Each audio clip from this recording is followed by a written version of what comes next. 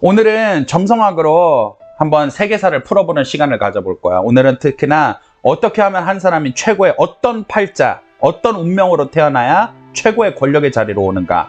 또한 점성학적으로 이 사람의 삶을 풀어봄으로 인해서 우리가 어떠한 덕성, 어떻게 우리도 무엇을 배워서 어떻게 하면 최고의 권력, 어떤 최고의 힘을 지니는가, 그녀의 지도력은 어떠했는가, 이런 걸 우리가 풀어보는 시간을 가지게 될 거야. 옛날 사람들은 귀족들이나 왕족들, 중세시대, 르네상스 시대 왕족들은 태어날 때 점성가를 고용했어. 일반 민초들은 돈이 없어서 그러지를 못하고. 그런데 이제 왕족들이나 귀족들은 애가 딱 태어날 때 싶으면은 점성가를 데려다 먼저 불러. 그래서 점성가가 이제 옛날엔 지금처럼 전자시계 없었잖아. 그래서 점성가 시계를 딱 들고 와가지고 딱 애가 태어나는 순간에 맞춰가지고 점성학 차트를 그려가가지고 이 아이의 운명은 앞으로 어떻게 될 것인가를 점쳤어. 그래서 옛날 귀족이나 왕족들은 이렇게 차트들이 정확하게 언제 태어났는지가 이렇게 남아있어. 이게 카트린 메디치의 그 점성학 차트야. 출생천공도라고 부르기도 하지. 이 여자가 언제 태어난 사람이냐면은 1519년 4월 13일 오전 5시 45분 아주 정확하게 기록이 되어 있어. 플로렌스, 이탈리아 플로렌스의 지방에서 태어났어. 이제 일반 사람들을 대상으로 하는 거기 때문에 내가 이 점성학 차트에서 막 다양한 어려운 기법들을 다 말할 수는 없지만, 우리가 한 가지 이 여자의 운명에서 점성학 차트에서 가장 중요하게 여겨야 되는 건 뭐냐면은 바로 여기 보면 알지. 염소 자리의 토성이 MC 중천에 걸려, 딱 정확하게 중천에 걸려 있을 때 태어난 사람이야. 점성학에서는 이렇게 중천에 걸려 있는 별, 태어났을 때 내가 태어났을 때 중천에 걸린 별이 굉장히 중요해. 왜 그러나 서양 전통 점성학에서는 왜 그러냐면은 말 그대로 중천이 하늘에서 가장 높은 때야. 그러니까 캐서린이 태어났을 때 하늘에서 가장 높은, 그 하늘에 여러 가지 공간이 있을 거 아니야. 거기에서 가장 높은 데에 떠올랐던 별이 토성이었어. 토성. 그러니까 이런 사람은 서양 점성학에서 이 토성의 영향을 굉장히 많이 받는 사람이다 라고 이야기를 해. 그런데 이 사람은 그냥 토성이 아니라 염소 자리에 토성이 있는데, 토성도 예를 들어 양자리, 황소자리, 쌍둥이 자리, 여러 가지 별자리 있을 수 있잖아. 그 중에서도 염소 자리에 있는 토성을 최고 토성으로 쳐. 최고로 쳐. 토성은 점성학에서 어떤 거냐면은 서양 전통 점성에서 천해명을 사용하지 않으니까, 그건 이제 현대 시대에 와서 이제 망원경이 발견되면서 발견됐던 별들이, 행성들이니까, 옛날에는 토목화태 금수달 7행성을 봤는데 서양 점성학에서는 토성이 말했듯이 토목화태 금수달 궤도가 가장 높아. 그래서 토성의 그 구조를 가장 많이, 토성의 영향을 좋게 받는 사람들은 뭐야? 가장 높은 자, 가장 높게 떠오르는 별, 궤도가 가장 높은 별, 가장 높은 자, 최고의 자리에 오르게 된단 말이야. 토성의 점성학적 특징으로는 가장 느려. 근데 이 별은 예를 들어서 목성이나 금성이나 태양 같은 별들은 성공을 해도, 특히나 또 화성 같은 별들은 좀 상당히 속도가 상대적으로 빨리 사람을 성공하게 하거든. 우리가 반짝스타도 있고 졸부도 있고 갑자기 대박나는 사람도 있잖아. 근데 토성이라고 한다는 거는 제일 느려. 예를 들어 상대적으로 말을 하자면은 달이 12조디악을 다 공주하는데 걸리는 시간은 28일 정도가 되거든. 음력으로 한 달이지. 그런데 토성은 똑같은 이 조디악을 한 바퀴 공주하는데 걸리는 시간이 30년이 걸려. 되게 한 29년 6개월인데.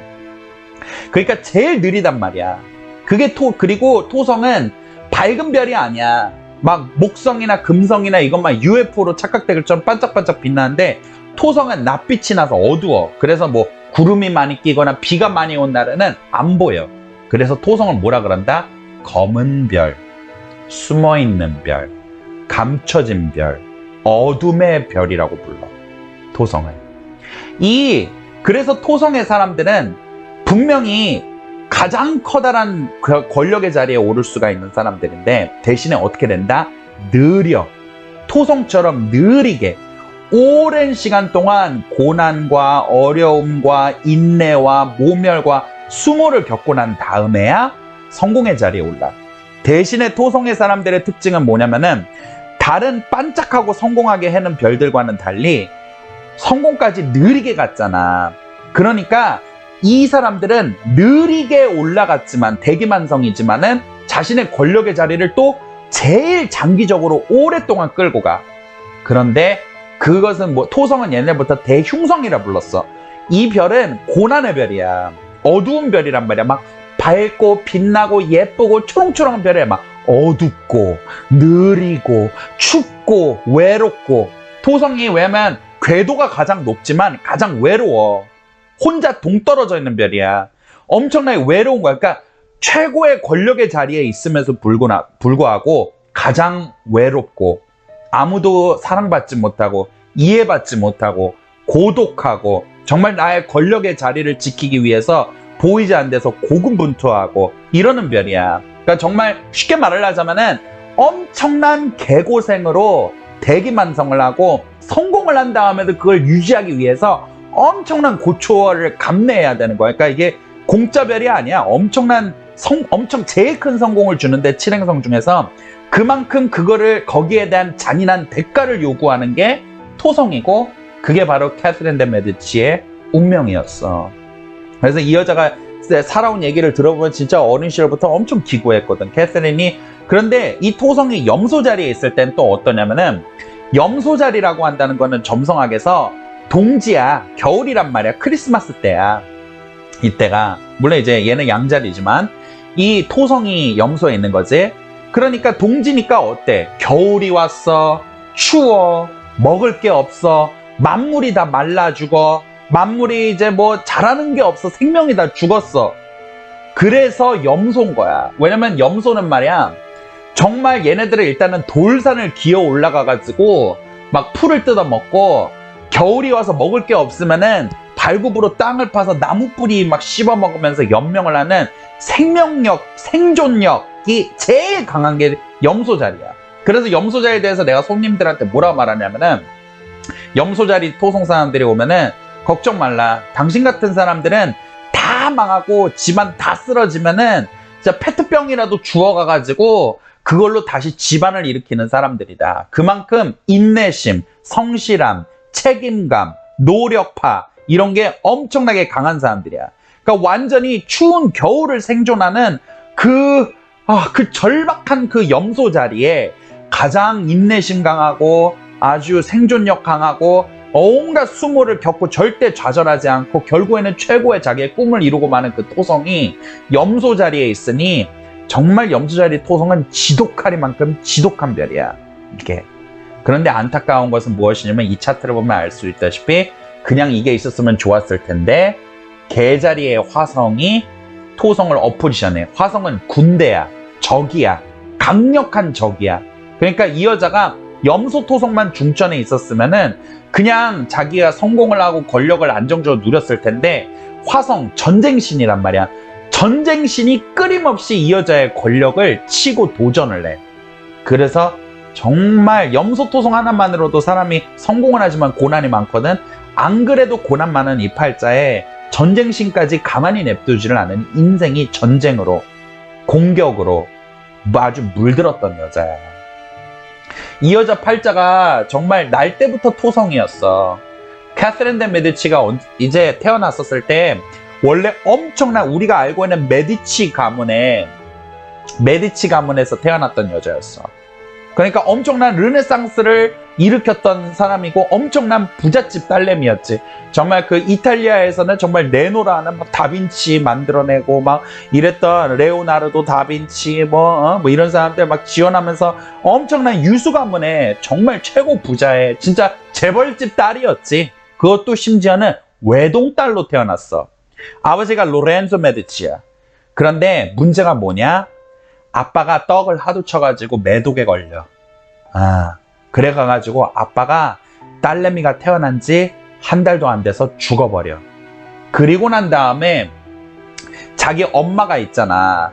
엄마도 아빠 때문에 매독에 걸리고 흑사병에 걸려가지고 자살을 해버려. 그러니까 태어나자마자 한 달 안에 부모를 다 잃었어. 이 캐서린의 팔자가 어떻대 그랬어? 토성이라 그랬지. 정말 그리고 거기다가 화성, 급작스러운 흉사같이지. 어릴 때부터 이 가장 외곽에 있는 토성처럼 이 세상에 덜그렁이 혼자 남겨지게 된 여자였어. 정말 어릴 때부터 고독이 진짜 태어나자마자 한 달도 안 된 이 피덩이가 토성처럼 외롭고 고독하게 남겨졌던 거야. 그런데 원래 이 언니가 나중에 시아버지가 되는 사람이 있어.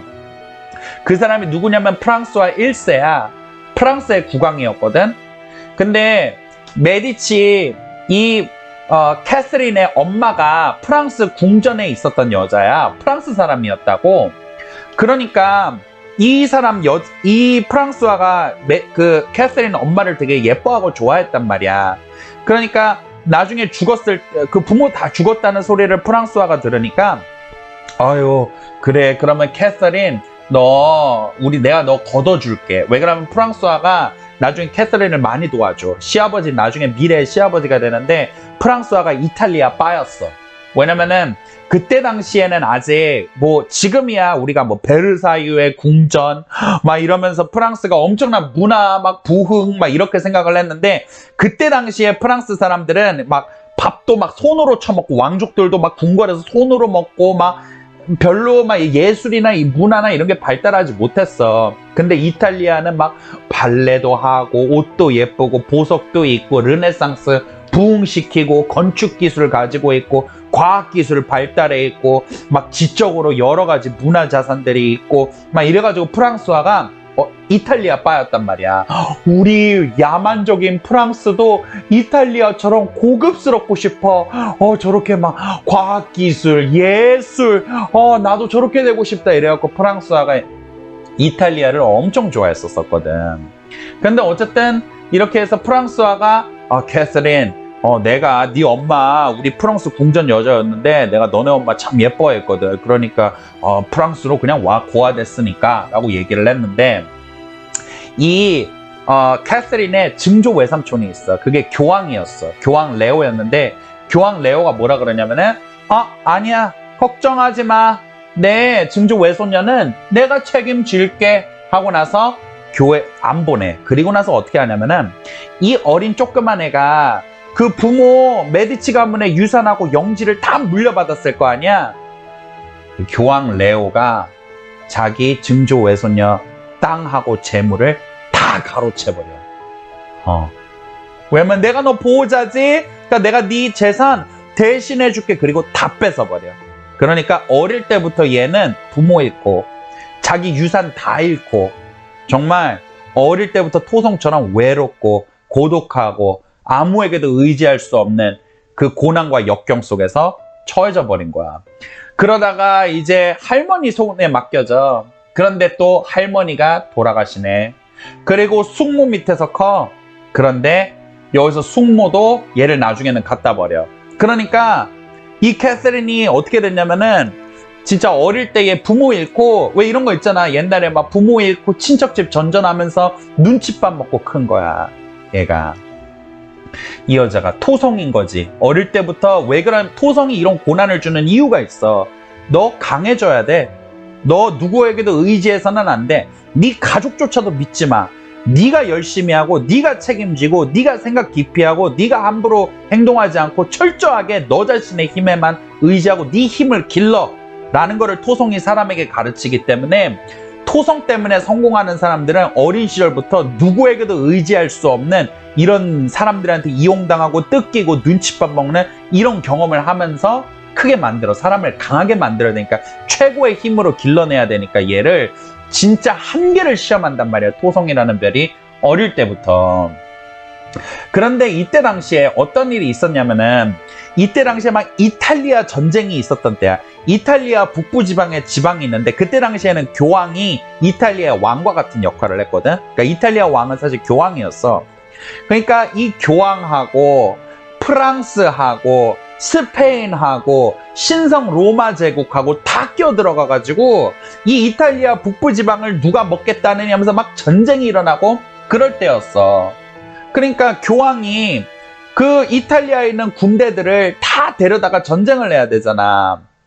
그러다 보니까 그러니까 플로렌스에 있는 그 메디치가에 있는 군인들을 다 이탈리아 북쪽으로 보낸 거지. 그런데 어떤 일이 일어나? 이제 캐서린이 살고 있는 플로렌스 그 메디치 가문의 그 영지가 군인들이 없는 거야. 그러니까 어떤 일이나 그때 당시에 사람들이 메디치가를 되게 싫어하기 시작했거든. 한때는 명망 있는 가문이었는데 얘네들이 막 메디치 가문이 비리로 막 교황도 다 자기 가문에 있는 사람들만 선출시켜버리고 막 또 고리대금업하고 이러다 보니까 사람들이 메디치 가문의 반대파도 상당히 컸어. 그래가지고 어떻게 해야 하냐면은 메디치 반대파들이 야, 씨발 지금이 기회다. 이탈리아 전쟁하느라 플로렌스에 메디치 가문의 군인들이 다 북쪽으로 갔다. 이때 아니면은 기회가 아니다라고 해가지고 플로렌스를 잡아먹어. 점령해버려. 그런데 이제 카스린이 막 수녀원에서 숨어 다닌 거야. 그런데 이 반대파들이 수녀원으로 쳐들어온 거야. 그때 이 캐서린이 어떻게 하냐면 수녀로 변장을 해가지고 군인들이 쳐다오니까 감히 그리스도의 신부께서 기도를 하시는데 어디를 쳐다오는 거예요? 이러는데 군인들이 누구를 속이려고 그래 이년아 하면 가지고 얘를 체포를 해버려.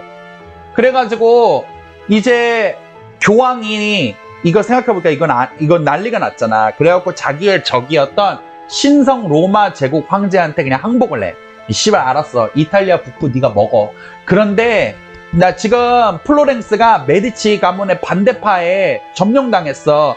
너희들 군대를 좀 빌려줘. 내가 너희들한테 그냥 이탈리아 북부 줄게.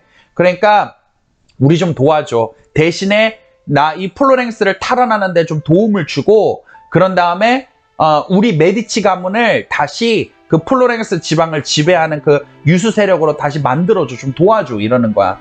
그래서 이제 그 교황 레오가 죽고 난 뒤에 이제 교황 클레멘스 7세도 이제 캐서린의 할아버지야. 그 증조 할아버지 뻘인가 그래. 그래가지고 그 교황 클레멘스 7세가 이제 그 신성 로마 제국의 왕과 함께 플로렌스를 탈환을 하려 그러는데 그 플로렌스를 이제 그 반대파가 점령을 하고 있는데 교황군과 신성 로마 제국 군들이 둘러싸잖아. 그러니까 이제 사람들이 난리가 난 거야. 씨발 우리가 플로렌스 탈환했는데 저 교황 새끼하고 메디치 가문의 저 교황 새끼가 또 외국노들 외국놈 군대까지 끌어들여 점령하게 됐다니까 열받는 거지. 그래서 어떻게 하냐면은 여기서 아까 캐서린을 잡았잖아. 잡아다가 군인들한테 그냥 줘버려. 그 반대파 군인들한테. 그래서 사람들이 난리가 난 거야. 캐서린 죽여버려! 이때 캐서린 나이가 겨우 막 11살인가? 9살인가? 11살인가? 초등학생이야. 초등학생 여자애들을 데려다가 강간해버려! 전현 씨발 이 메디치 쌍년 전현 씨발 그 타락한 가문의 그 유일한 그 적장 상속자 전현 강간해버려. 군인들아 죽여버려. 전현 채찍질하고 죽이고 강간한 다음에 저 시체를 벽에다가 걸어놓자 이러는 거야. 캐서린이 막 이렇게 잡혀있는데 그래서 이 씨발 남 이제 좆됐다 하는데 그때 갑자기 의원 하나가 나타나서 야 진정해 지금 우리 함락당하게 됐어. 우리 이거 천일몽 백일몽이었던 거야. 지금 우리가 저 교황군하고 신성 로마 제국이 찾아올 건데 야 지금 우리가 얘 딸까지 죽여봐. 그럼 우리 다 죽는 거야. 적어도 우리가 얘 목숨은 살려놓고 얘 강간은 안 하고 처녀성은 남겨놓아야지. 우리가 그래도 야 우리 죽이지 말고 어떻게 뭐 딜을 하지. 생각해봐라. 야 우리가 얘 증손녀를 지금 강간하고 죽여버리면은 지금 우리 함락되기 일보 직전인데 우리 목이 붙어 있겠냐? 야 잘 생각해. 그래서 어떻게 하냐면 알겠다 씨발 살려놓자. 그래서 극적으로 정말 살아남아. 극적으로 죽을 뻔했는데 그러니까 이 여자가 아까 말했잖아. 화성이 친다고. 급작스러운 전쟁, 반대파, 적들에 의해서 자기의 토성적인 권위가 엄청나게 어릴 때부터 위협을 받고 큰 여자야. 이 여자가. 화성이 치면은 전쟁, 적, 따돌림, 내 경쟁자, 괴롭히는 사람이 엄청나. 그래서 팔자에서도 화성이 흉각으로 보는 사람들이 있잖아. 그럼 막 왕따 당해. 난 아무 짓도 안 하는데 괜히 나한테 질투하는 사람들이 내 구설을 해. 막 직장에 가면은 따돌림 당해. 상사가 나를 막 쪼아대. 막 괴롭힘을 적들이 엄청 많아져. 화성이 흉각으로 보면은. 근데 어쨌든 메디치 이제 교황이 신성 로마 제국의 군대의 도움을 받아서 이 플로렌스를 탈환하고 클레멘스 7세가 캐서린한테 가서 네, 손녀딸 I'm so sorry, 네가 뒤질 뻔했구나, 이게 다 내 탓이야. 할아버지가 이제는 너 잘 돌봐줄게, 걱정하지 마. 너가 이제 결혼할 나이지? 내가 좋은 혼처자리 알아봐가지고 너 시집 보내줄게 라고 했어. 그런데 이제 이때 당시에 누구하고 어디다가 혼처자리를 누구하고 캐서린을 시집 보낼까 할 때 이때 또 누가 나타나? 프랑스와 1세, 프랑스 국왕, 이탈리아 빠. 처음부터 얘 어렸을 때부터 야, 캐서린 내가 데려올게. 캐서린 내가 프랑스 공주에 부모님 죽고 고아됐잖아. 내가 데려다가 길러줄게. 이랬잖아. 근데 교황 레오가 거절했잖아. 그리고 씨발 손녀딸 그 재산 뺏으려고. 그리고 난 다음에 프랑스화가 또 이때다 해서 포기가 없어. 이탈리아 존나 좋아해. 그래가지고 또다시 이제 클레멘스 7세한테 가가지고 야, 네 지금 손녀딸 결혼시키려고? 야, 내가 아들이 있어. 내 아들이 둘째 아들인데 걔한테 우리 시집 보낸다 그랬더니 얼싸 좋다라고 클레멘스 7세가 그러는 거야. 왜? 왜냐면은 클레멘스 7세는 사실 이탈리아가 교황은 있었지만 군사력으로 그렇게 강한 데가 아니었어요. 그런데 봐봐라. 저기 서쪽으로 가면은 씨발 스페인이 언제 쳐들어올지 몰라. 북쪽에는 프랑스가 있어. 동쪽으로는 신성 로마 제국, 나중에는 이제 독일 되는 신성 로마 제국이 있어. 그러니까 여기에서 힘겨루기를 늘 이렇게 눈치 보면서 정치질을 했었어야 됐어, 교황은 늘. 그래가지고 야, 프랑스가 힘이 있고 세니까 우리 씨발 저 신성 로마 제국 새끼들도 맨날 우리 뺏으려 그러니까 그래, 프랑스하고 손을 잡자. 그래서 결혼을 추진을 해. 그런데 교황이 옛날에 결혼 지참금을 가져가야 되잖아. 지참금이 없는 거야. 캐서린 재산은 다 뺏겼지, 친척들한테 전전하면서. 그런 다음에 이 교황은 또 이탈리아 전쟁하면서 돈이 없는 거야. 그래가지고 구라를 쳐. 어떻게 하면은 프랑스와 1세 캐서린 지참금이 필요한데 말이야. 우리가 이 땅도 줄 거고 금도 줄 거고 우리가 엄청나게 줄 거야. 그런데 천천히 줄게. 우리가 전쟁 치르느라 많이 없거든. 그러니까 천천히 줄게 라고 하고 간 거야. 그런데 이제 프랑스 궁전에서는 난리가 난 거야. 왜냐면은 메디치 가문이 상인이잖아. 따지고 보면은 귀족이 아니야. 그냥 천박한 상인들이 은행업하고 고리대금업하고 사업 확장하면서 재벌돼서 돈이 많은 애들이지 귀족이 아니란 말이야.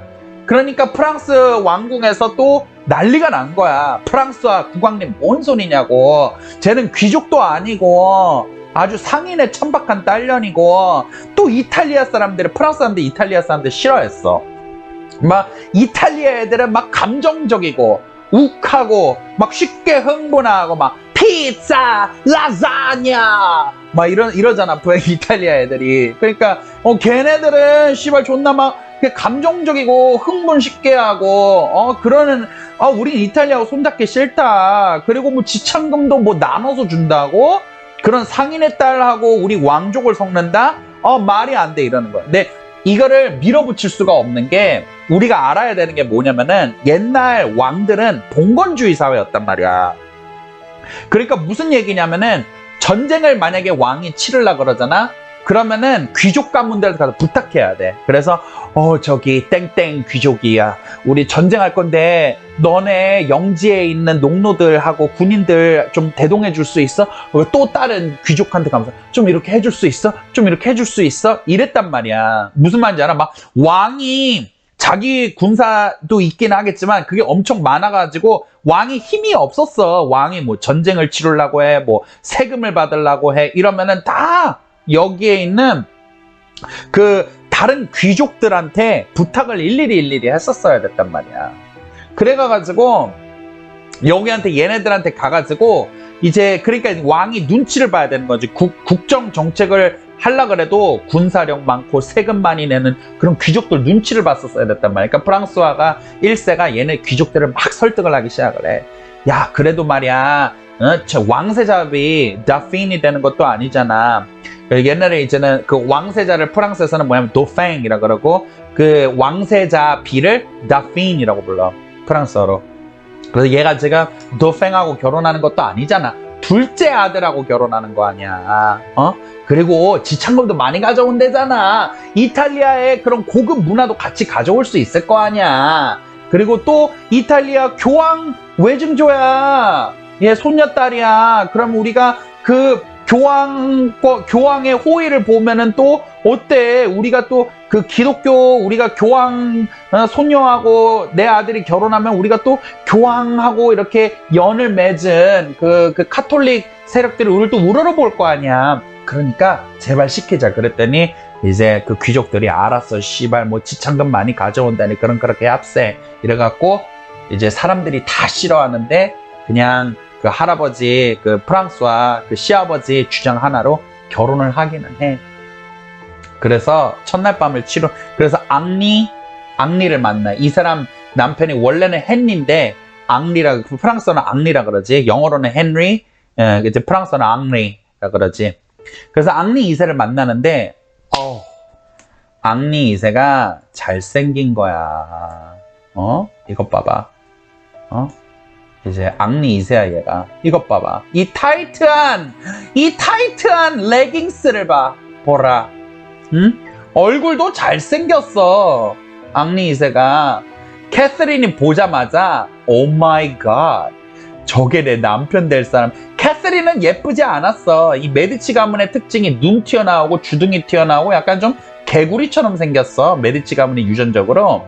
그래서 캐서린은 예쁜 애가 아니었는데 앙리는 존나 잘생기고 운동도 잘하고 근육질에다가 그러니까 캐서린이 앙리를 보자마자 Oh my God, fall in love가 돼버린 거야. 이게 웬 떡? 이런 거야.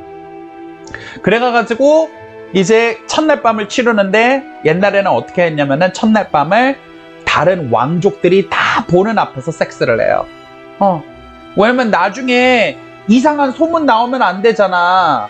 그러니까 뭐 얘가 처녀인지 또 나중에 임신하면은 그게 정말 내 아들내미 아들인지 내 손주인지 확인하기 위해서 귀족들하고 임금님이 다 보는 앞에서 첫날 밤 섹스를 했어.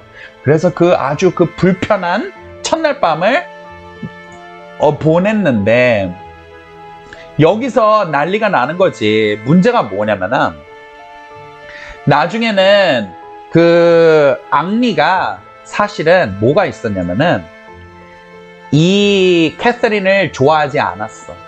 왜? 정부가 있었어. 디안 드 포이티에라고 한다는 정부가 있었어. 왜냐면 앙리가 어떤 일을 겪었냐면은 옛날에 자기 아빠인 프랑스와 이 아저씨 있잖아. 이 할아버지가 스페인하고 전쟁을 하다가 포로로 잡혀.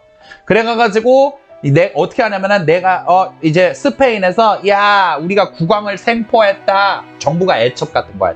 첩내 후궁. 그래 애첩 같은 거야. 그래가지고 이 앙리가 원래는 앙리 1세가 처음에 프랑스와 1세가 스페인하고 전쟁하다가 잡힌 거야. 생포된 거야. 그래갖고 스페인한테 몸값을 요구하잖아. 근데 이제 몸값을 너무 비쌀 거 아니야. 왜 그러면 이거는 국왕 몸값이잖아. 그러니까 어떻게 하냐면 알았어. 내가 지금 당장은 돈이 없으니까 일단 나를 프랑스로 보내줘. 대신에 내 아들 2명 프랑스와 2세하고 내 아들 2명을 내가 보낼게. 내 첫째 아들, 그 다음에 앙리 2세 내 둘째 아들을 보낼게. 그러니까 너희들이 데리고 있어. 그래 내가 지참금 보내면 아들 다시 돌려줘. 이래가지고 이제 자기가 풀려났거든. 그러니까 앙리 2세가 진짜 꼬꼬마일 때 그리고 엄마가 일찍 죽었어. 엄마 일찍 죽었지. 그런 다음에 자기가 어린 시절에 가족 품에 떠나서 갑자기 외국으로 아빠 대신에 포로 생활했지. 그러니까 앙리가 어릴 때 그때가 한 몇 살인가 4살인가 5살인가 6살 때 스페인으로 포로로 끌려가는데 그때 나타난 게 이 프랑스와 원래는 프랑스와 후궁 정부였어. 이 디안 데 포아티에르가 얘가 나타나서 잡혀가는 날 왕자님 프랑스와 얘가 앙리 2세보다 디안이 한 20년 연상이야. 이 여자가 20년 연상인데 그 궁궐에서 제일 예뻤다고는 해. 여기서 사진에서 보면 그림에서 보면 알다시피 그래갖고 어떻게 하면은 왕자님 걱정하지 마세요. 왕자님은 꼭 건강하게 돌아올 거예요. 이런 다음에 뽀뽀 이렇게 해줘. 근데 그게 앙리 2세 마음에 남은 거야.